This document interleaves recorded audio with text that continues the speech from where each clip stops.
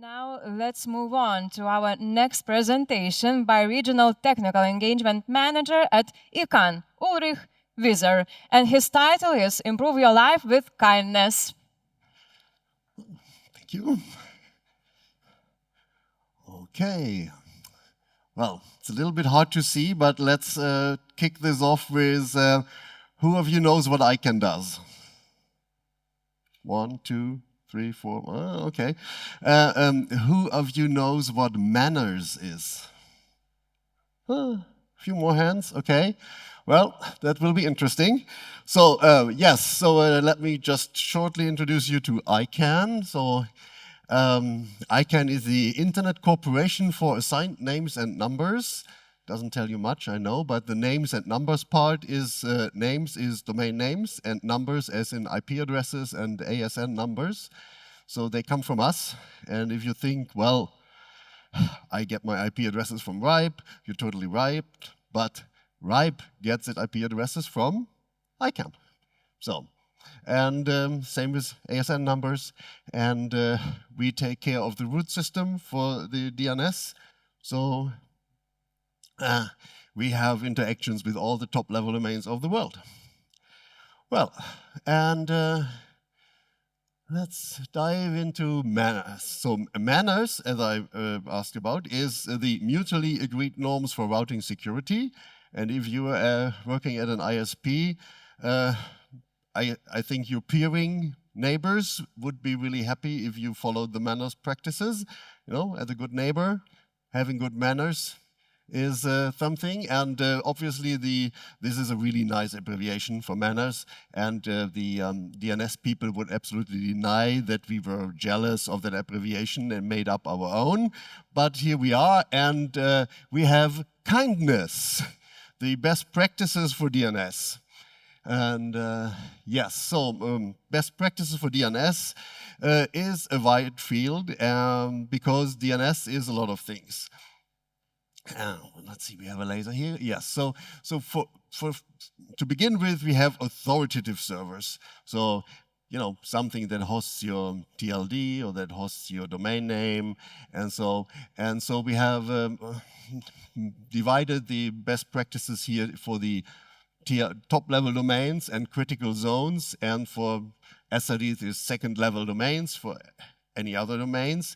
And well, we think that obviously all domain names are important, but maybe some of the domain names are a little bit more important. So top-level domains obviously are important, but let's say the homepage of the police, of the hospital, emergency services, banks, maybe a little bit should be better protected than the ice cream parlor at the corner of your street. Okay. Not that the ice cream parlor is unimportant. It's, you know, their homepage is important to them, but we think that, you know, some stuff needs to have a little bit more resilience than the ice cream parlor. Yes, and so that's why we have special rules for those. And then we have resolver operators. ISPs obviously run resolvers for their customers. And so you run, most companies will have a Windows AD, and the Windows AD includes a resolver. So you run a resolver for your company, and then we all know the public resolvers like Google and Cloudflare. And so we have the private resolvers, those here. That is what you run in your own network. You are in charge of everything. You can decide. And then we have the public ones here, Google, you know, we all understand that. But then in the middle, we have the resolvers that ISPs run, because these resolvers are, you know, they are not really public, like the Google public resolver or the Cloudflare or DNS for EU. But they are also not really private, right? Because it's different customers of the ISP that use the same resolver. So we think there should be different rules for those.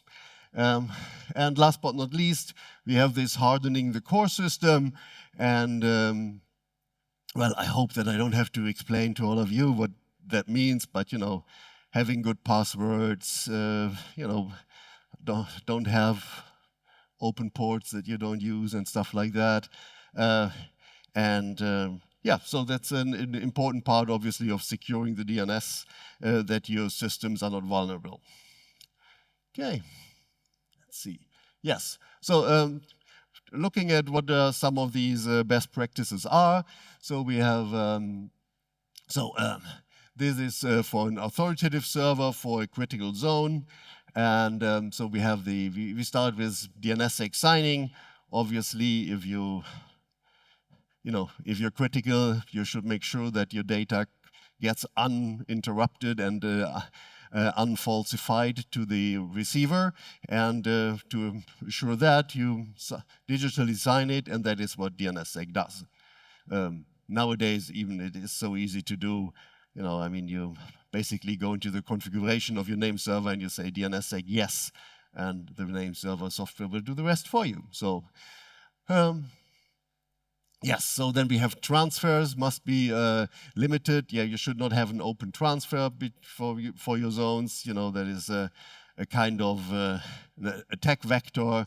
Maybe you don't have private data in your zone, so it's not like a lot about the data that's in the zone, but even just attacking your servers can be a way of getting into your stuff. Okay, then zone file integrity must be controlled. Yes, and that is something that is quite important because stuff happens. We all know that, but often we don't have, especially for DNS servers, there is no stage where we control the delivery. We have this DNS server, it runs, it does it, and it runs and runs and runs without any overview, basically, because it does its work, we don't have to care about it. But in reality, we don't really know, right? Because nobody is actually looking. And so it's, and especially for TLDs, that is really, really important that you have a stage where you produce a zone, and then you have an extra stage where you check that everything is there, and then you have the next step where you deliver it to the public. Yes, so that is a very important part.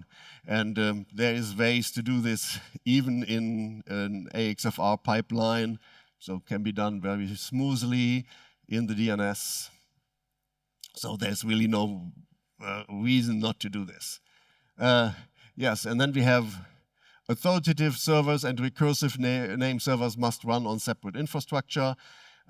This is something that comes from the history of Bind, actually, because Bind is still supporting running resolver and authoritative on the same infrastructure, but that it opens you up to different kind of attacks, and it really mixes some different jobs that you should really separate, because it makes the data more unreliable. It makes it easier to push data into your stream that shouldn't be there.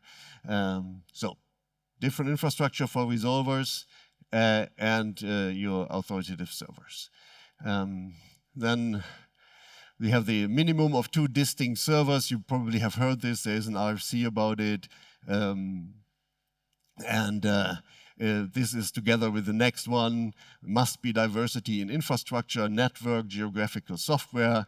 The RFC usually talks about that you should have at least 2 servers in at least, and these 2 servers should be in different ASNs.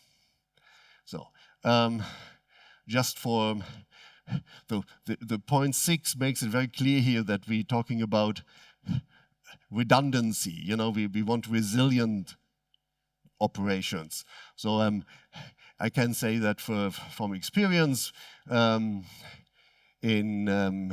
used to work for the Swedish registry, and we had one registrar who had actually 2 servers in different ASNs in the same rack, in the same building, without an emergency power. So, that's not what is resiliency. That is not what this rule is about. The rule is about resiliency. And so, and one of the things that I would say here is also important is organizational redundancy. So if you think of, I think 2 or 3 years back, we had this huge Facebook outage, right? And well, I mean, you can say a lot about Facebook, you don't have to like them, but they run a huge network. And they have like redundancy and everything. They have like double routers, they have like, tens or hundreds of data centers. There's everything. They have like their own fiber networks. So there's, you couldn't build a more redundant network than what Facebook has. But this was one organizational error. Everything went down, and they couldn't get even in their offices. And so by just having a different organization running your, maybe being a secondary for your DNS, means that if you make an organizational error, the other organization probably didn't make the same error, and the DNS is still working on their part, or the other way around. So there's some things to think about here in this redundancy part. Yes, and and the last point is your DNS infrastructure must be monitored. I hope I don't have to explain that to operators, why that is a good idea. Let's see. Yes, and for second levels, well, there is basically what we're saying is, yeah, but does that work? No. Okay, so what we're saying basically is here, a little bit less requirements in the redundancy part, but you still should use DNSSEC because it just makes the DNS so much more secure. And yes, and then we have resolvers. And obviously we set for the domain names that they should be DNSSEC signed. So that makes it obvious that resolvers should do DNSSEC validation. And actually there is no additional cost for you of doing that. You go, again, it's just a one-line configuration in your resolver, and you say DNSSEC validation yes, and your resolver will do it. And there is a lot of studies out there that it's not even a huge drain on your CPU power or something for your resolvers, and it's just, it basically doesn't come with an additional cost to you. You just have to enable it. And it makes the DNS much more secure, especially it fights against any time of faking DNS answers, that kind of attacks, okay? Then here we're talking about a private resolver, so something that you would operate in your home or in your company's internal network. And so we say that you don't run an open resolver in those networks. Say that only your internal IP addresses can access these resolvers, okay? So your resolver should not be open on the internet. And so only internal IP addresses, and yes. Then we have an interesting one. It's queue name minimization. So it's queue name is a query name in a DNS query, so the name you're asking for. And what queue name minimization does is an interesting thing. So usually how the DNS operates is, let's say you wanted to send an email to me. Then you would ask for the MX record for ican.org, right? So, and then you would send this query to the root, and the root would say, well, I don't know, but the .org people are over here. And then you would send the same query to .org, and the .org people would say, well, I don't know, but the ICANN people are over here.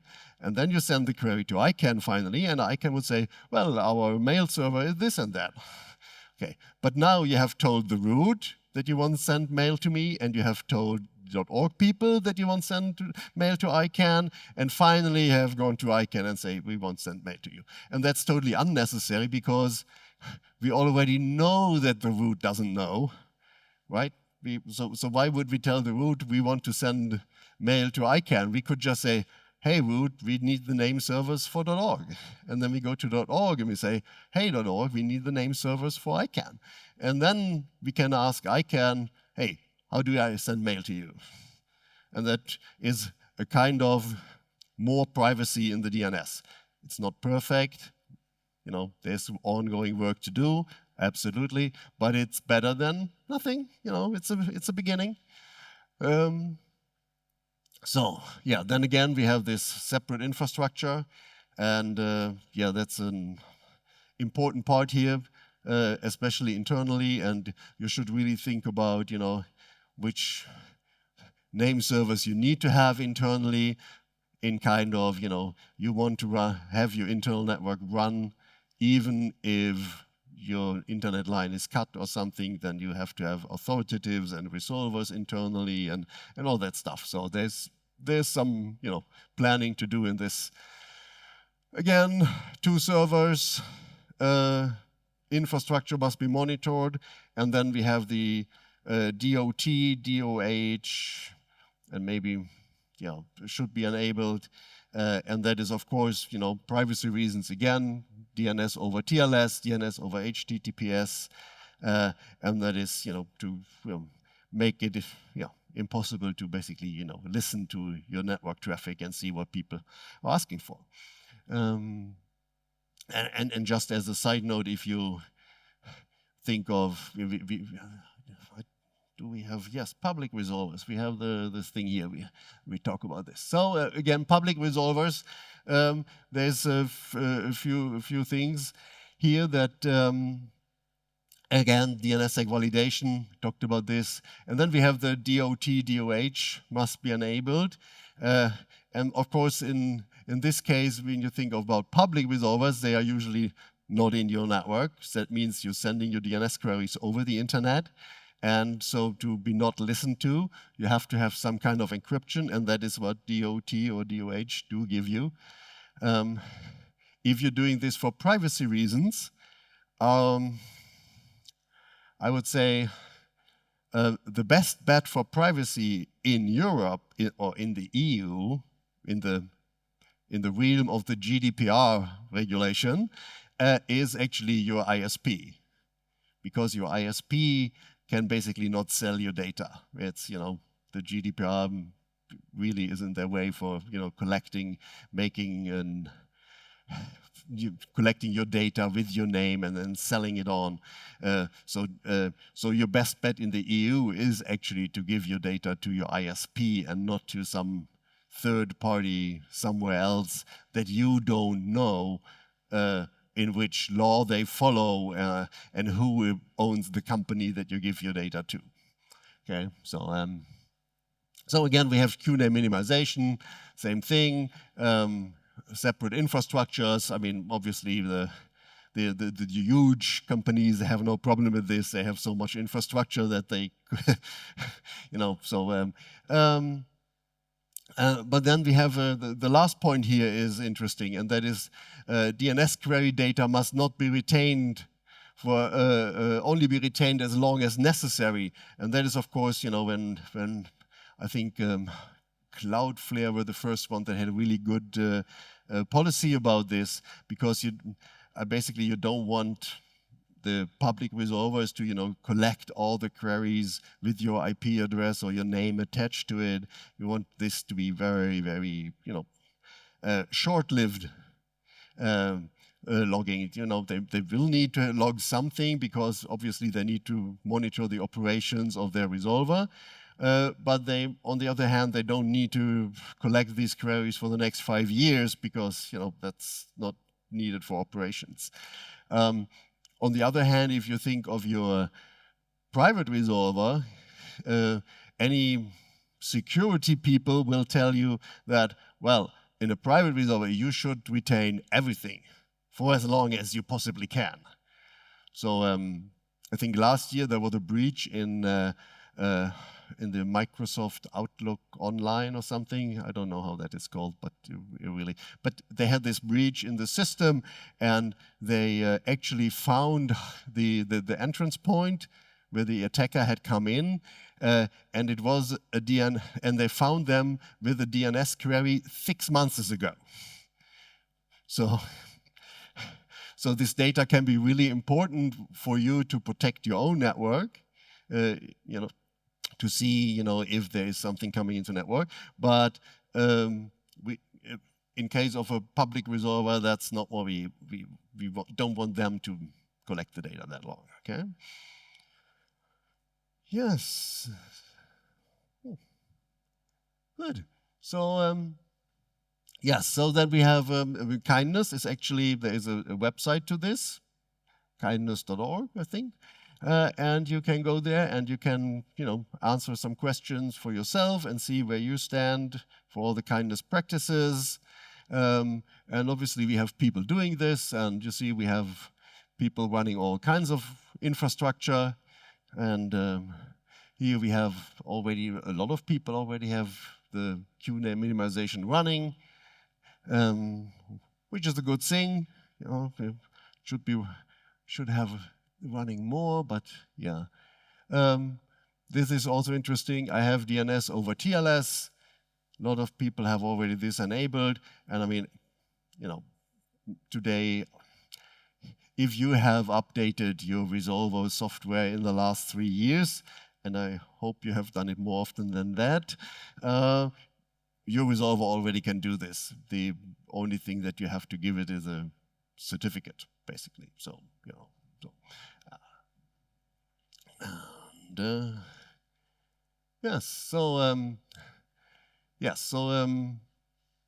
we asked people what they do, what the infrastructure they run, and as you see, with a lot of people that do our evaluation, they run their own infrastructure, which is, obviously the kind of people we're looking at for best practices. And yes, and why do people do our evaluations? I find this is the best slide of all. It is, well, to convince my boss that we have to invest in the DNS infrastructure. And yeah, so obviously, so if you need to convince somebody, feel free to come to our website and do the evaluation. It is a good part to, discuss best practices and see where you are standing. And I mean, DNS is a really important part of the internet. We basically, from being one additional service, now it's an infrastructure part of the internet. Basically any connection on the internet is started with a DNS request. And so, yeah, this infrastructure should be taken serious.